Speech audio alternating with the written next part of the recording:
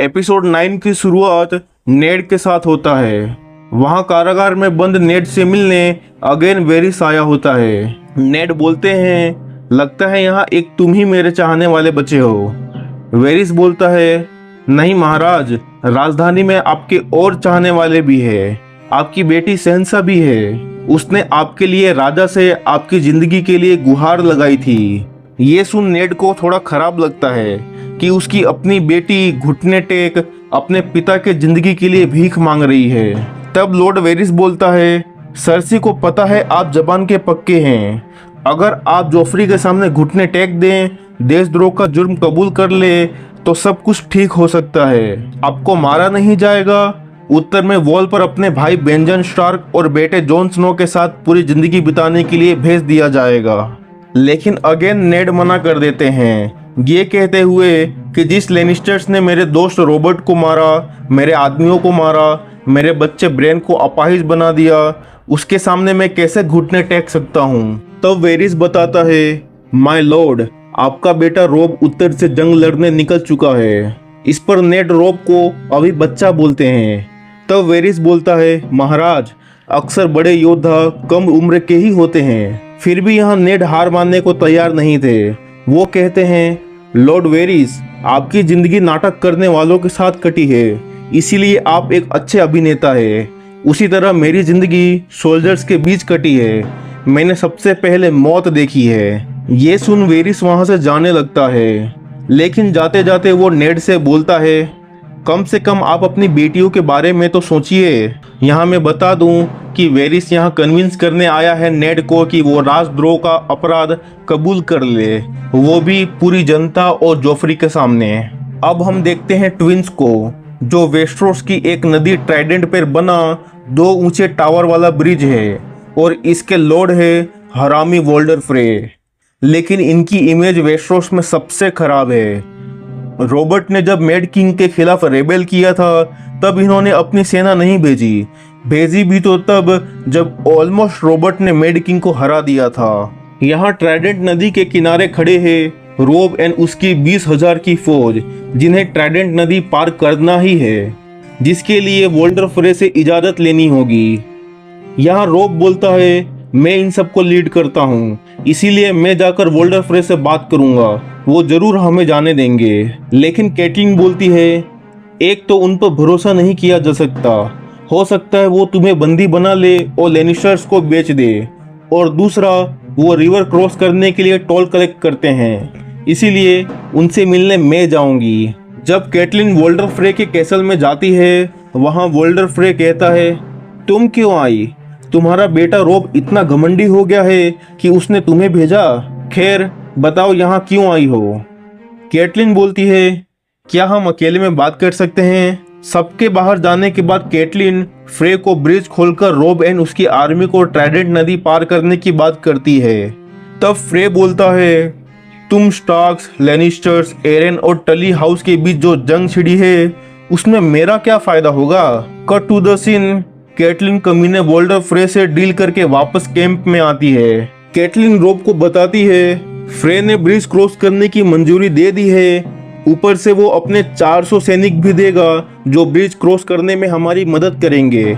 लेकिन रोब पूछता है, लेकिन क्या? कैटलिन बताती है, उनकी कुछ शर्तें हैं। तुम्हें उनके बेटे ओलिवर को अपना पर्सनल नौकर रखना होगा, बाद में उसे नाइटवुड की उपाधि देनी होगी। दूसरा कि आर्या की शादी समय आने पर उनके छोटे बेटे के साथ करानी होगी, और तुम्हें उनकी बेटियों में से किसी एक के साथ शादी करनी होगी। रोब बोलता है, आपने उनकी बेटियों को देखा भी है, वो कैसी दिखती है? कैटलिन बोलती है, सब नहीं, पर एक है तुम्हारे लिए। ये सब सुन थियोन हंसने लगता है। बेचारा रोब पूछता है, अगर मैं ना करूँ तो? कैटलिन बोलती है, तो तुम नदी पार नहीं कर पाओगे। वहाँ वॉल पर सर जोर मोरमोंट जॉन के बहादुरी से खुश होकर उसे अपनी पुश्तैनी तलवार लॉन्ग क्लो दे रहे हैं। जॉन को सर मोरमोंट बताते हैं, पहले इस तलवार के हैंडल पर बियर था, लेकिन अब ये तलवार जॉन की होने वाली है, इसीलिए उन्होंने बियर को उल्फ के साथ रिप्लेस कर दिया है। जॉन स्नो देखता है कि तलवार विलेरियन स्टील की बनी है। इसलिए वो इस तलवार को लेने से मना कर देता है। लेकिन सर मोरमोन जॉन से बोलते हैं, ये तलवार पिछले 5 पीढ़ियों से हमारे पास है। मेरे बाद ये मेरे बेटे जोरा का था, लेकिन उसने ऐसी शर्मनाक हरकत की जो माफी के काबिल नहीं था। लेकिन भागने से पहले उसने ये तलवार वापस रख दी थी, इसीलिए ये तलवार मैं तुम्हें दे रहा हूँ। जॉन सर मोरमोन से लेजेंडरी वेलियरियन तलवार ले लेता है और बोलता है, मैं अभी जाकर सर एलिसा थ्रोन से माफी मांगता हूँ। इस पर सर मोरमोन बोलते हैं, इसकी कोई जरूरत नहीं है। मैंने एलिसा थ्रोन को उस ज़ॉम्बी के कटे हुए हाथ को लेकर किंग्स लैंडिंग भेज दिया है, ताकि किंग को व्हाइट वॉकर्स के खतरे का अंदेशा लग सके। इसके बाद जॉन अपने साथियों के पास जाता है, जहां उसके साथी तलवार देखकर एक्साइटेड हो जाते हैं। लेकिन जॉन नोटिस करता है कि सैमुएल थोड़ा परेशान है। जॉन के पूछने पर सैमुएल बताता है कि मास्टर एमन के पास लेटर आया था, जिसमें रोब स्टार्क के लेनिस्टर्स के खिलाफ जंग छेड़ने की खबर लिखी थी। तब जॉन अगेन बोलता है, मुझे यहाँ नहीं होना चाहिए था, रोब को मेरी जरूरत होगी। जॉन के वॉल छोड़ने की बात सैमुएल मास्टर एमन को बता देता है। थोड़ी देर बाद मास्टर एमन जॉन को अपने पास बुलाते हैं। वो जॉन से पूछते हैं, तुम्हें क्या लगता है हम क्यों प्यार और परिवार से दूर रहते हैं? अगर किसी को प्यार और फर्ज के बीच में किसी एक को चुनना हो तो क्या चुनेगा? तुम्हारे पिता क्या चुनते? जॉन बोलता है, वो वही चुनते जो सही होता, और जॉन वहां से जाने की बात करता है। तब मास्टर एमन जॉन को एक बड़ा सीक्रेट रिवील करते हैं। वो बोलते हैं, ईश्वर भी बहुत बेरहम है। जब मुझे वो खबर मिली कि मेरे भतीजों को मार दिया गया, उसके छोटे छोटे मासूम बच्चों को मार दिया गया, मेरे पूरे परिवार को मिटा दिया गया, तब मुझे भी तुम्हारी तरह गुस्सा, परिवार के प्रति प्यार और बदला महसूस हुआ था।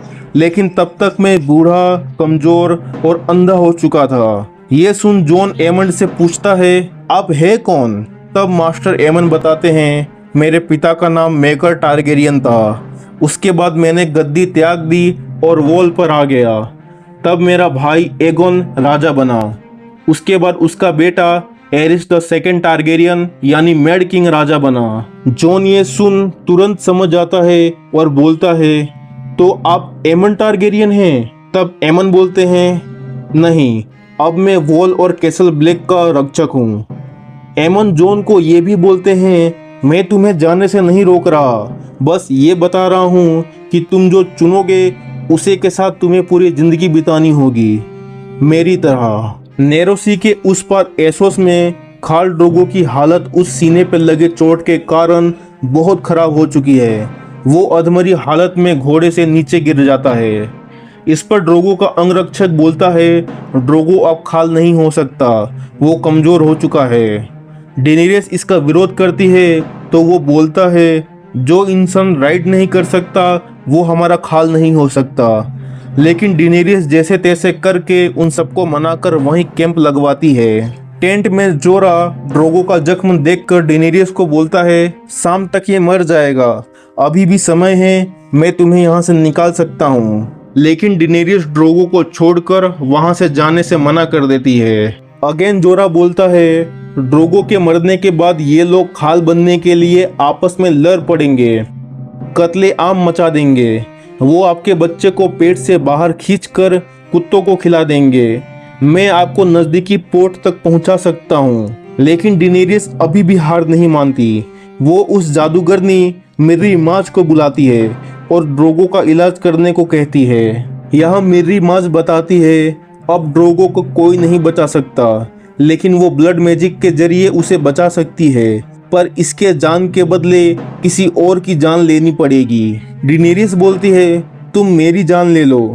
तो मिर्री माज बोलती है, तुम्हारी नहीं, इसके घोड़े की। इसके बाद ड्रोगो के घोड़े को लाया गया। ड्रोगो के वफादार लोग उसे अभी भी ब्लड मैजिक करने से मना करते हैं, पर डेनेरियस किसी की नहीं सुनती। इधर टेंट में मिर्री घोड़े को सेक्रीफाइस करके मंत्र पढ़ने लगती है।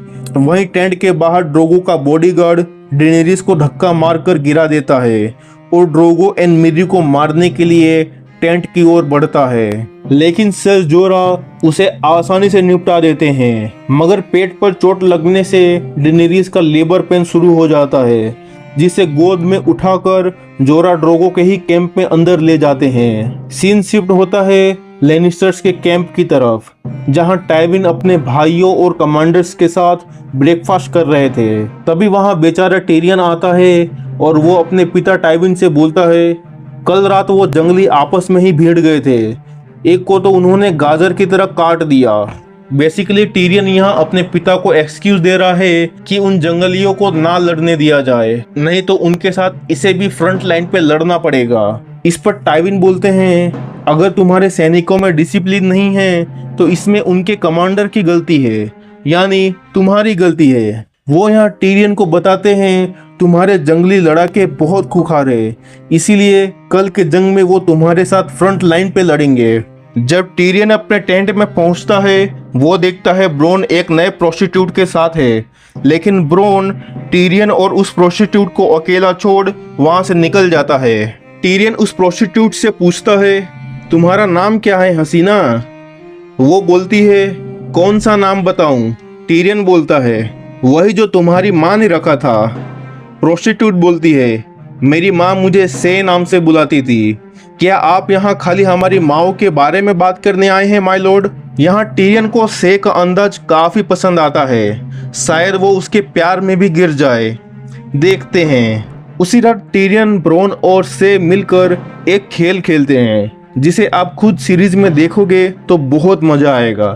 Salute to George R Martin. इसी खेल में टिरियन बताता है मैं शादीशुदा हूँ। जब मैं 16 साल का था तब मैंने टाइसा नाम की एक लड़की को बदमाशों से बचाया था। उस दिन मैंने और टाइसा ने 3 मुर्गियां खाई और खूब शराब पिया।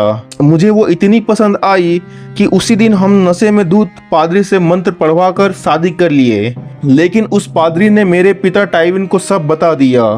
फिर मुझे पता चला टाइसा असल में प्रोस्टिट्यूट थी, जिसे मेरे भाई जेमी ने ये सब नाटक करने को कहा था ताकि मैं लड़कियों से वाकिफ हो सकूं। मगर मेरे पिता ने टाइसा को अपने गार्ड्स को दे दिया उनके मजे के लिए।